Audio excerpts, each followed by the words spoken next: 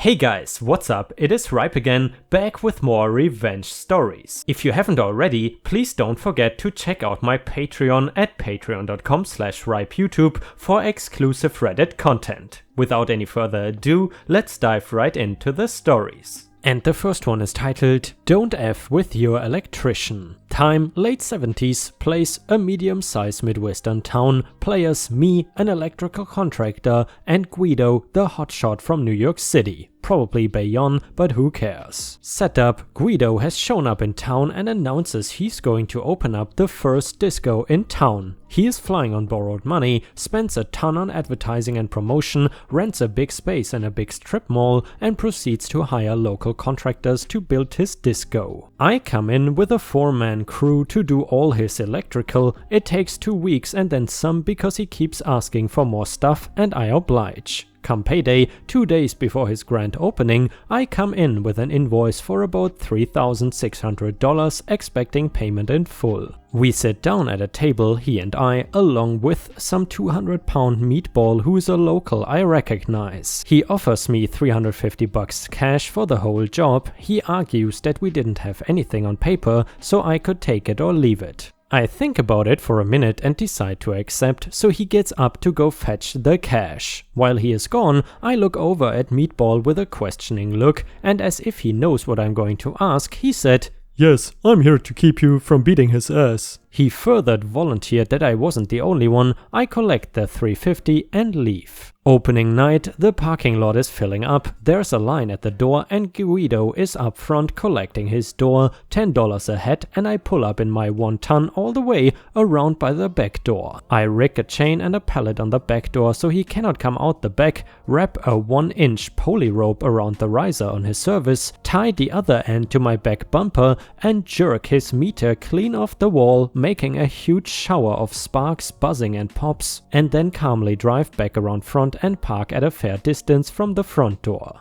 After a minute or two of silence and darkness from the club, people start spilling out demanding refunds. Apparently he was not interested in giving out refunds, so after a few more minutes I saw 6 or 7 coked up rednecks strike him into the parking lot and beat the crap out of him, empty his pockets and leave him lying there on the curb. He left the town inside of 24 hours. But wait, there's more. In a similar incident a couple of years later, I got stiffed by a crappy biker bar for a couple of service calls. Not that much money or as big a deal, but they threw a beer bottle at my van as I was driving away and the dent just set me off. I came back at dusk on a Friday night about a week later, parked on the other side of the shopping center, set up a ladder and carried my wire shears across the roof and snipped their power lines right at the weatherhead and left. They called the power company who came out, found the stub sticking out of the weatherhead too short to connect to, and told them they needed an electrician to come replace their riser before they could reconnect. Ever tried to find an electrician on a Friday night or a Saturday or Sunday? Damn, it took until Monday before the lights and coolers were back on. I toasted about $400 worth of beer in their coolers plus their whole weekend take. Moral of the story, don't F with your electrician. PS, just for edification, I didn't have this kind of problem very often.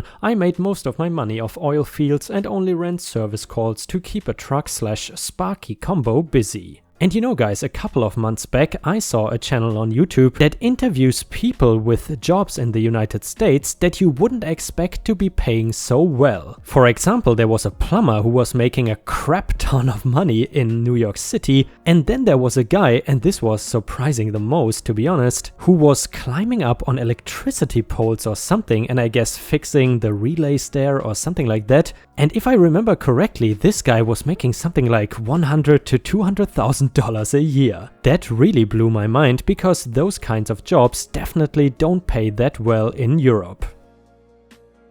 And the next one is titled, Neighbors Are Trippin'. This was not a petty revenge done by me, but my neighbor on another neighbor. I'm a third-party spectator, but it is just too good and petty not to share. I have these 2 neighbors 2 houses down from me that don't get along. One of them, let's call him mayor of the block, thinks that he is, well, the mayor of our block. He constantly calls the cops on people for minor stuff like taking the trash to the curb too early. Yeah, I didn't know that was a thing either until one of my neighbors warned me about it. Or Too many people living in the house. I am on good terms with the mayor of the block as I don't want any drama, I just like watching it. Well, his next door neighbor, let's call him Joe, will not stand for it. He gets so upset because the mayor of the block has called the cops on him almost on a weekly basis. The police know mayor of the block is nuts and take his complaints with a grain of salt when they come out for their obligatory response. Joe has gotten so fed up that he has started to mess with mayor of the block. First it was small stuff like purposely leaving the grass that borders each other's property uncut. He cut his entire lawn but leaves a hilarious strip of what is now higher than 6 inches of grass in between their properties. We live in the suburbs outside of a major city, so the lot sizes are super small. It is enough where mayor of the block sees it every time he walks out his front door. Mayor of the block called the cops on Joe again, so this time Joe started to collect bottles from around the block and keep them just on the border of his property and mayor of the block's. He collected them for weeks before he went and cashed in. Mayor of the block called the cops again on Joe for God knows what reason. It was this time that I was brought in unintentionally as an accomplice. We were renovating our bathroom and we were throwing out our old circa 1970s yellow toilet. Joe asked if he can take it. We said of course, as it will save us the trouble of getting rid of it. That ugly yellow toilet is now on the border of his property facing the mayor of the blocks. He has now started to make it into a planter with hideous garden gnomes surrounding it. I can't help but laugh every time I pass it on the way home. Grown men acting like children. And by the way guys, if you have watched until here, please don't forget to post some star emojis in the comments if you want to support me. Thank you so much in advance.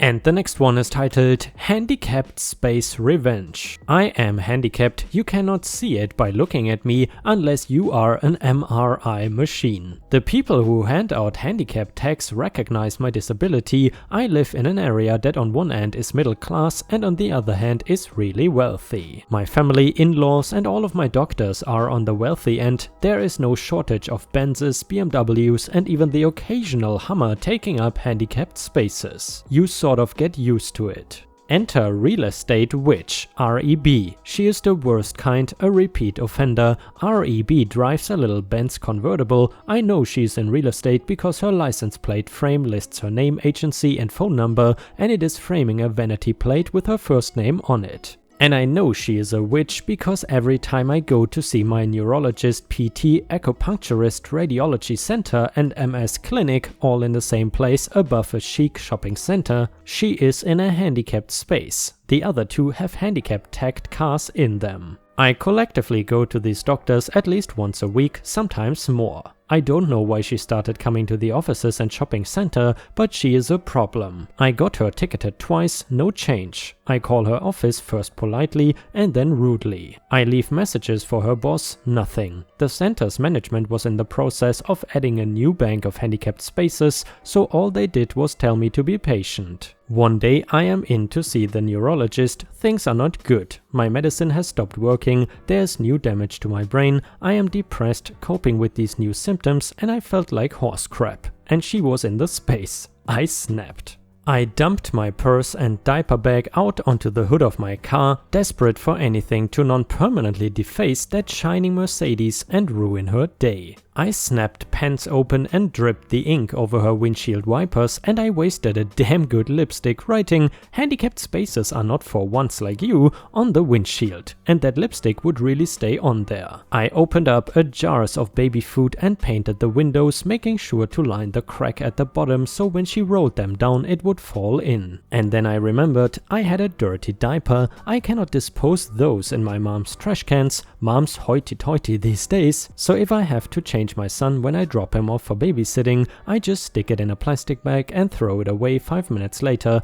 when I am at the shopping center. It almost never happens. Actually, it had never happened before. I was just improvising that day when it did. I tore that bag open, opened the diaper and smeared every door handle, the grille of her car, her side mirrors and that damn vanity plate and the frame around it. I knew I was walking into bad news at this doctor's visit, but I was riding high. You could not have sunk my spirits with a lead weight. I never saw her car in one of the spaces again. Edit, thank you all for your kind thoughts and concerns. I'm doing well, my MS is not too bad, I just get pissy when I get bad news. And then I snap out of it. I have relapsing remitting MS, RRMS, which means my symptoms and their severity come and go. It'll be really horrible for 2 weeks and then pretty manageable for the rest of the year. I have the handicap tag because the one symptom that sticks around is fatigue, and walking from the back of a large parking lot does not help. This situation happened 18 to 24 months ago. My memory is foggy because I have a 3-year-old. Parenting does that to you, and I have yet to face legal consequences. I was too enraged to be sneaky about it, so I'm sure somebody saw me, but nobody did anything about it. Score 1 for me. Edit 2, I do get revenge on one-time offenders in other ways. At a grocery store, I will leave my empty cart right next to the driver's side door and make you go put it with the other carts. Do I have a pen and paper on hand? You will get a massive guilt trip tucked under your windshield wiper. Parked like an a-hole in the handicapped access aisle, I will try to park on the left of your vehicle, close enough that it is a really tight squeeze to get in. And the last one is titled, Douchey Apartment Guest Gets a New Bumper. A couple years ago I was in graduate school living with my girlfriend and our 1-year-old. We lived in a cheaper area of town due to my fantastic grad student salary. It was not a dangerous area, just kind of cramped. We lived in a townhouse apartment complex and had 3 other neighbors with a shared walkway/entrance area. For the first few weeks everything was great, relatively quiet and had lots of room for low rent. $650 a month until one of our neighbors started seeing a douchebag. We noticed that someone would regularly show up at about 2 AM with their bass cranked way up and would just chill in the parking lot while his babe got ready. Normally it doesn't bother me if it was for a short period, but he would sit for like 30 minutes and sometimes he would not even be in the car but leave his music blaring with his windows down. So I decided to ask him to turn it down while in the parking lot, as he has been waking up our daughter and a cranky child is not fun to deal with all day long. He usually did, but only for that visit. The next night it would be right back to the same volume, like he had the memory of a goldfish. Fast forward a couple of weeks of this and then I notice he starts parking right in front of the walkway during the day. Now to the average person it is clear this is not really a spot but rather a gap in the parking spaces with no parking block and with orange lines on either side to allow residents to go and from the building without having to squeeze between cars. It's also smaller than the other spots but can still barely fit a vehicle. Now keep in mind, this is a pretty small parking lot with many extra spaces, so it is not like you save that much time or effort by parking there compared to even the furthest spot. Anyway, he starts parking there 100% of the time and just starts irritating my wife and I due to the fact that it can be a tight squeeze with a car seat or with our dogs. Not to mention that this is not a spot to begin with. My solution is to park in the adjacent spot over the line, so there is not enough room for this fat-assed Monte Carlo to fit. His response? He parks behind my car in the middle of the parking lot thinking he can block me in. Well, he does, and the next morning I have an important 7 AM meeting and lo and behold I am blocked. Thankfully, I own a really cheap Saturn to get me to and from class. I got it for about $700, so it is mostly plastic. In my early morning rage, I decide to just nudge, scrape, hit his car with my car because I know he really cares about his vehicle as he is constantly cleaning and waxing it. Yet he parks in the middle of the parking lot. A fantastic crunching sound ensues as I slowly push into his bumper, then I readjust and pull out beside his vehicle while scraping all the way down the side of it, then I leave to work. When I get to work I notice a dent on my bumper that I smacked to pop out and cleaned up some paint transfer. My plastic panels did not sustain enough damage to actually break as they just bent during contact and popped out. When I get back home, the guy is in fury and is threatening to stab me and such, but I claim it wasn't me and I was able to squeeze out of the spot, so the police were called and they look at the cars and see no fresh damage on my car and say it wasn't me. The officer also tells the guy, "Well, what the hell did you expect when you parked in the middle of the parking lot?" I also discover I was not the only one to hit his vehicle, as there was another mark down the side, which to my delight ended up being due to one of his girlfriends, since she admitted to maybe bumping his car while backing out. After this incident, I demanded to be let out of our lease with no penalty and with our security deposit. Thankfully, the officer obliged and we moved to another part of town. Added bonus, after said douche fixed his bumper and door panel, someone spray painted his white car with black spray paint. Not me, I swear. And guys, I don't know about you, but for me there's just something really satisfying about these petty revenge stories. Please let me know in the comments if you also enjoy them. And guys, please put on your seatbelts, because the next one is an absolutely amazing XXL revenge neighbor story. It is titled "The Neighborhood Remembers, the Neighborhood Punishes." This is a story I've been sitting on for a few years now, and having discovered Pro Revenge a couple months ago, I decided it is finally time to let the world know what happened to a sociopath who dared to cross the neighborhood. I was a minority in this neighborhood and I caught a lot of heat for it. People did not really like white people there, but enough of our neighbors were accepting of us that aside from a few disagreements between families and the beatings that came with them, I did not feel like I was in danger when leaving my home. It was a rough neighborhood, but it was my home and it protected its own. The community center was like a temple, and let's call her AM was the priestess. In our neighborhood, she was respected like a living deity, and her calm and understanding reflected her status. I never once saw her behave without a strong moral code. And the final piece to set this stage, our former landlord, short Asian lady in all the stereotypical ways, kind and sweet. Our house was above my parents' pay grade and she knew it. She went out of her way to find house repair and maintenance jobs for tenants that were having money problems. She would pay them by taking chunks out of their rent, oftentimes a bit larger than how much the work they did was worth. Looking back, that was probably illegal, but that is irrelevant because she died. The circumstances surrounding her death were suspect, but none of the suspects play a part in this story, so there is no need to go into detail on it. Her sons, who wanted nothing to do with real estate, took over the business. They could not make heads or tails of how she managed to float books with so much red in them and began dumping properties. Ours was on that list. I harbor no ill will towards them and still wish them the best, but the guy who bought the house entered a sociopath and today's victim. This guy wasted no time in making our lives hell. His first action was to raise the rent. Apparently when the account changed hands, he was allowed to update the rent to modern pricing.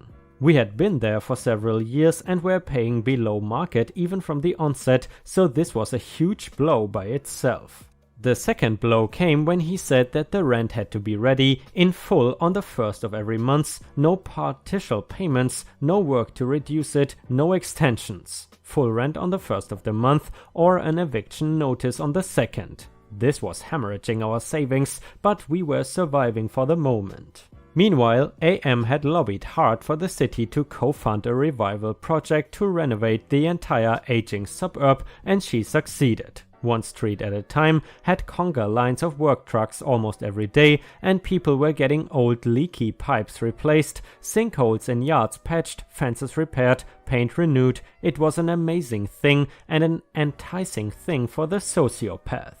Being at the corner of the neighborhood, our house was on the last street on the list, and sociopath wanted us out so he could relist the house after renovation. He never said this directly, but multiple conversations made his intent clear even for 10-year-old me. Random inspections, overhyping of minor problems with the house, even so far as trying to bring us up on completely false animal abuse charges because our cat was attacked by what we believe was a raccoon and he tried to claim we did it. Yeah, because a vet cannot figure out the difference between knife wounds and a mauling. We read the writing on the wall and began preparations to move. We decided to move in with my oldest brother in a place I will call Banjoland. Most of us had moved except my other brother, who stayed behind because he still had a lot of social ties in Palmville, and his new job meant if he cut corners, he could keep paying sociopaths inflated bills. Well, despite his best efforts, he came up $20 short one month and Sociopath jumped on it. He had 30 days, we made the 400-mile trip from Benjoland to Palmville to get the rest of our stuff, and I cannot say as I approved of my brother's living conditions, but I guess that is beside the point. The month passed rather uneventfully. I guess Sociopath figured he had won, so there was no need to burn the gas to drive out and gloat.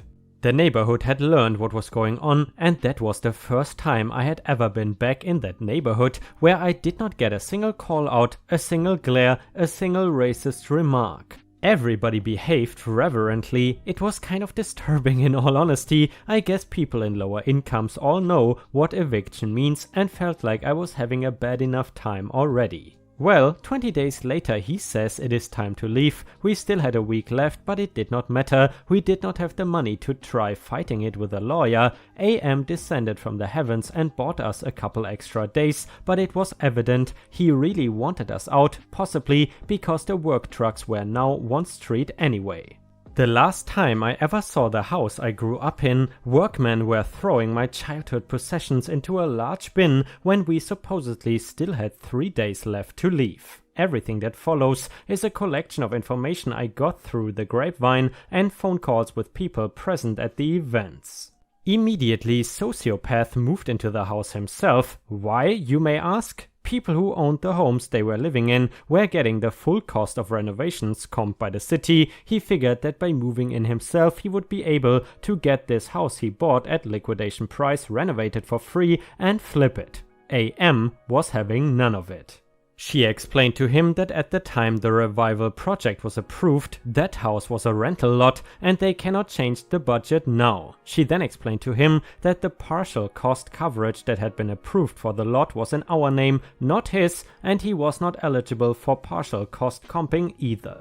He'd have to pay every penny himself, and since the entire neighborhood was getting a facelift, he was required to at least renovate the exterior, otherwise she would see the house condemned as an eyesore or dilapidated or whatever the legal term is. He went really cheap on the renovations, basically put in new carpets and a coat of paint. This would later come to bite him in the ass. He then began trying to sell the house in earnest. The neighborhood remembered what he had done. There were vandalisms when nobody was there and loud noises from the neighbors when people were there to look the house over. And any time a prospective buyer asked around, they got the full stink eye from anybody they talked to. They made sure he simply couldn't get that house sold at market value.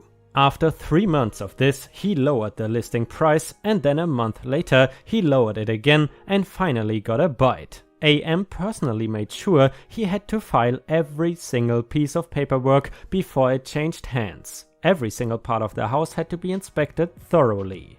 And that is when Karma herself caught up with him. In his hasty and cheap renovations, he had somehow damaged the pipes. Black mold.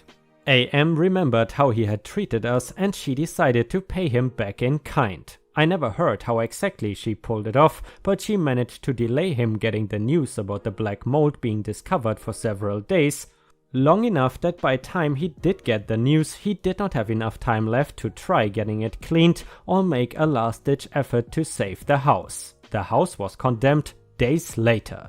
In their final act, AM and members of the community filed every single complaint and injunction they could and arranged for him to be compelled by the city to demolish the house immediately, a cost he had to pay out of his own pocket. He tried to destroy a family and broke laws just to make some quick cash, and instead he was left fighting a year-long legal battle and ended up losing thousands. The neighborhood remembers, the neighborhood punishes.